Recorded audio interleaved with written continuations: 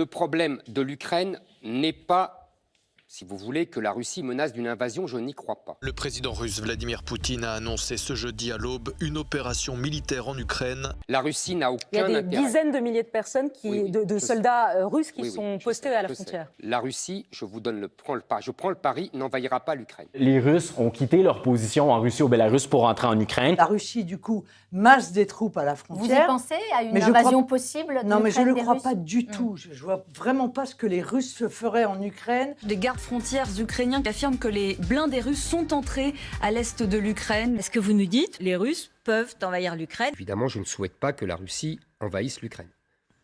Je pense d'ailleurs que la Russie non plus ne le souhaite pas. Vladimir Poutine a donc déclenché une guerre aux portes de l'Europe. Une offensive d'ampleur est en cours. Hier, on a eu une lueur d'espoir sur un retrait des troupes russes.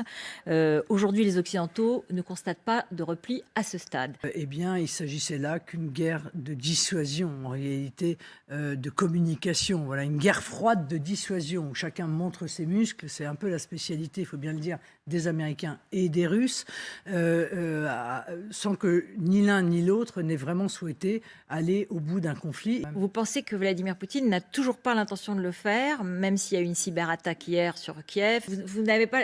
Non, je ne le crois pas, mais je ne suis pas la seule à ne pas le croire. Bombardé cette nuit par la Russie, la guerre débute aux portes de l'Europe.